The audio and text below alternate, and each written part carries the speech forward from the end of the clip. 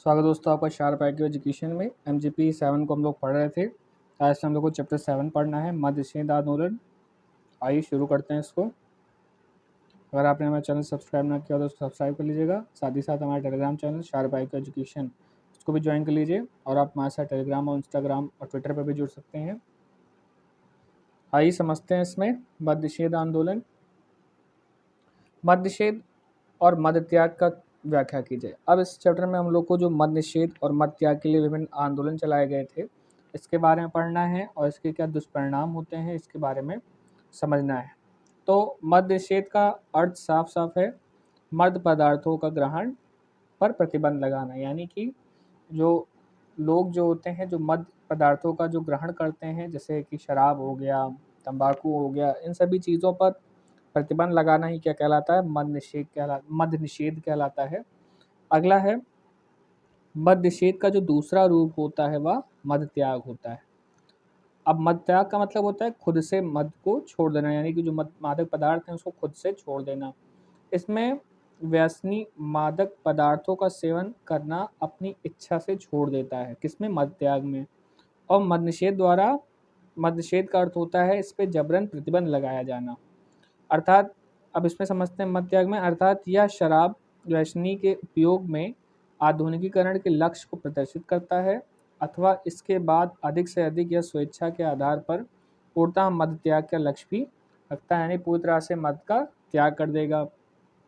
मद्य निषेध और मद्य त्याग दोनों शब्द एक दूसरे के लिए प्रयोग किए जाते हैं। जहाँ मद्य निषेध की बात आती है वहाँ मद्य त्याग की बात स्वयं उपस्थित हो जाती है, यानी कि जहाँ मद्य निषेध की बात की जाती है वहाँ ऑटोमेटिक मद्य त्याग की बात आ जाती है। बिना मद्य त्याग के मद्य निषेध संभव नहीं है। अधिकांश प्रचारक आंदोलनकारी मद्य निषेध के अंतर्गत मद्य त्याग का प्रचार करते हैं, यानी कि जो कहते हैं कि मद्य निषेध आंदोलन, अर्थात इसका अर्थ होता है मद्य का त्याग करना। मद्य निषेध आंदोलन का विकास, मद्य निषेध और मद्य त्याग का प्रयास कई देशों में हुआ। इसमें एजेटे समाज, प्राचीन चीन, सामान्य जापान, पोलिनेशियाई द्वीपों, आइसलैंड, फिनलैंड, नॉर्वे, स्वीडन, रूस, कनाडा, भारत आदि में नाम उल्लेखनीय है। इस क्षेत्र में कई मुस्लिम देशों का योगदान था। आगे चलकर कई देश मद्य निषेध कार्यक्रम का परित्याग कर दिया।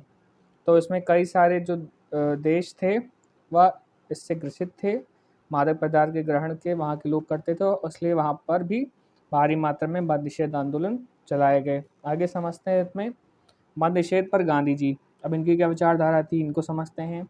गांधीवादी विचारधारा में मद्य निषेध को महत्वपूर्ण स्थान प्राप्त है।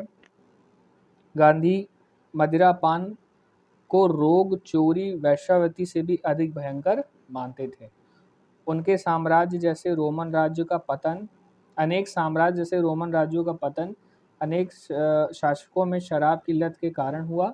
यानी जैसे रोमन राज्य का पतन हुआ था और ऐसे कई सारे जो साम्राज्य हैं जहाँ वो इसी वजह से उनका पतन हुआ, क्योंकि उनके जो राजा थे वह शराब की लत में लग गए थे। अगला है, उनका पुत्र बड़ा बुद्धिमान, बलवान, देशभक्त और त्यागी होने के बावजूद व्यसनी बन गया, यानी कि अपने कार्य नहीं कर पाया। वस्तुतः शराब व्यक्तियों के नैतिक बल को नष्ट कर देता है, यानी जो नैतिक रूप से सोचने समझने की जो शक्ति है इसको नष्ट कर देता है। उसका घर अव्यवस्थित हो जाता है, पत्नी की अनेक कष्ट उठाने पड़ते हैं। मदिरा की बुराई हुए बताते हुए गांधी जी का कहना था कि यह शैतान है, पीने वाला धन संपत्ति को नष्ट कर देता है। यानी कि जो भी व्यक्ति इसको पीता है उसकी तो धन संपत्ति नष्ट हो ही जाती है, साथ ही साथ उसके जो घर में रहने वाले सदस्य हैं वह भी इसको भोगते हैं और अनेक कष्ट आती हैं। उसकी जो पत्नी होती हैं उसको भी बहुत ही कष्ट उठाने पड़ते हैं, क्योंकि जो मालिक होगा वह शराब पी के धुत हो जाएगा।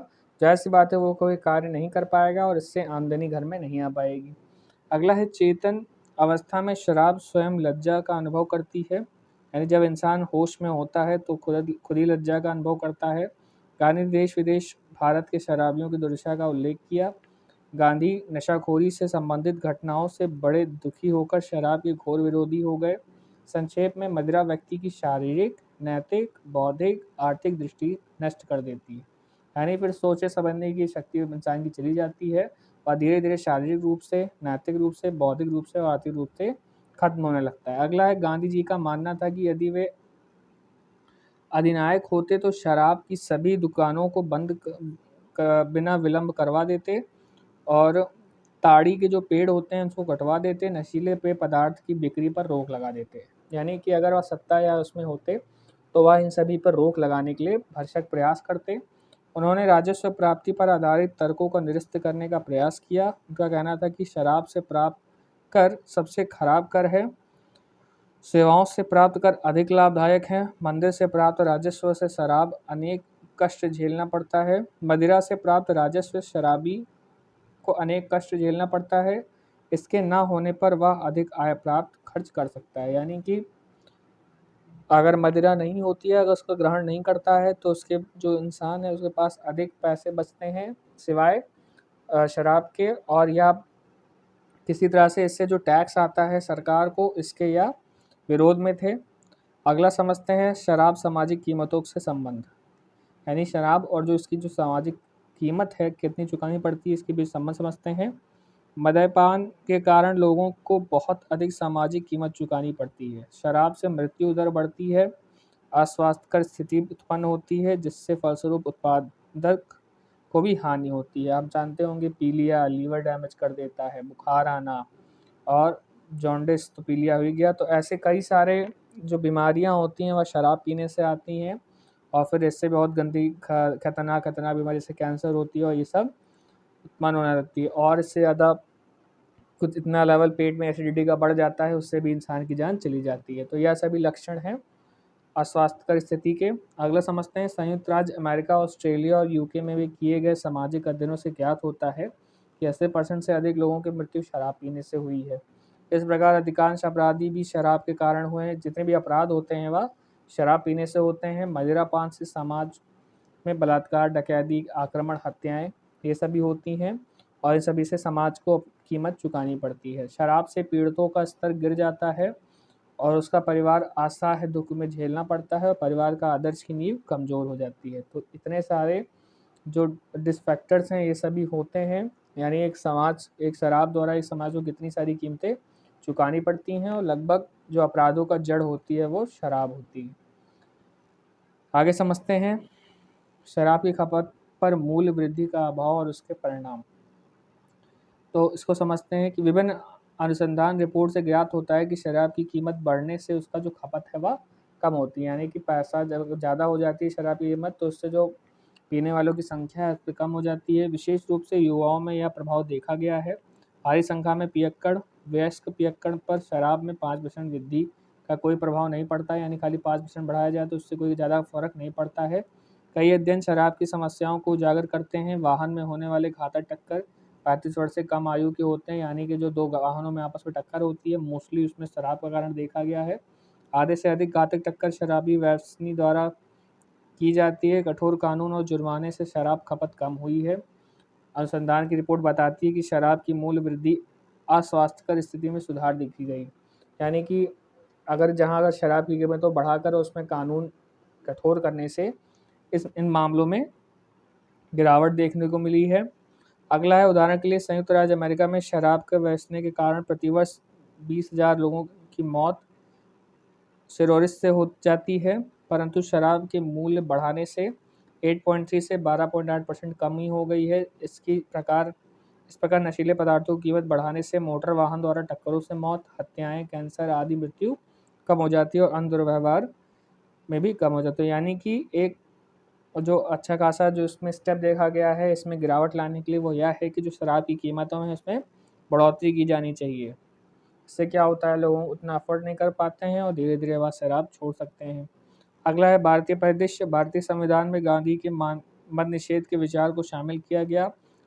इसका नीति निर्देश सिद्धांत अनुच्छेद 47 में उल्लेखित है, परंतु राज्य ने इसके ठीक नीति के रूप में ग्रहण नहीं किया। वर्तमान में केवल गुजरात मद्य निषेध राज्य है, परंतु यहाँ भी धर्म संकट की स्थिति बनी हुई है। वस्तुतः सरकार शराब के राजस्व को घाटा हो रहा है, परंतु अवैध रूप से शराब का व्यापार बढ़ रहा है और इससे मौत भी लगातार हो रही है। तो एक गुजरात एक ऐसा राज्य है जहाँ पर मद्य निषेध राज्य है, लेकिन यहाँ से जो शराब सरकार को शराब का जो राजस्व है उसमें घाटा हो रहा है और वहीं जो इलीगल शराब जो आती है उसमें बढ़ावा हो रहा है उसमें, और जो मृत्यु है वो भी लगातार हो रही है। आप बगल में देख सकते हैं इधर जो बिहार क्षेत्र है, बिहार में भी ऐसा ही राज्य है जिसमें जो शराब है उस पे बैन लग रखा है, लेकिन फिर भी वहाँ पे लीगल तरीके से शराब आ जाती है। अगला हरियाणा और आंध्र प्रदेश दोनों राज्यों में मद्य निषेध लागू है किया है, परंतु बाद में इसके अवैध व्यापार के कारण इसका परित्याग कर दिया गया।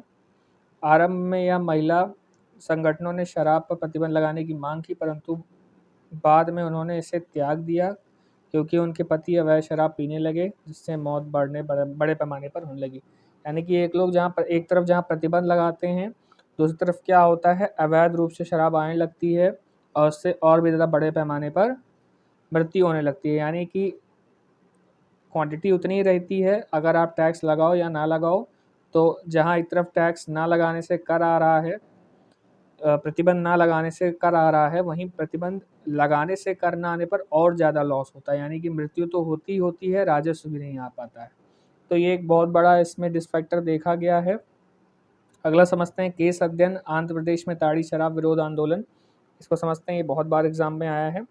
आंध्र प्रदेश के नल्लौर जिले के गांव गुबगुंटा की एक घटना ताड़ी शराब विरोधी आंदोलन उल्लेखनीय है। प्रौढ़ शिक्षा कार्यक्रम से प्रेरित होकर गांव की वृद्ध महिला रोजमर्रा ने यह आंदोलन आरंभ किया था। इसमें पड़ोसी गांव भी शामिल है। यह आंदोलन शराब व्यसनियों द्वारा महिलाओं की कमाई खाने, घर का सामान तोड़ने, महिलाओं पर हिंसा के विरोध में था। यानी कि जो लोग थे, जो मर्द होते हैं, वह दारू पीकर जो महिला की कमाई है उसको खाते हैं और उसका वहाँ का सामान तोड़ते हैं, साथ ही साथ महिलाओं पर हिंसा करते हैं। तो यह इसका मुख्य उद्देश्य था। इसके विरोध में कौन सा आंदोलन किया गया था?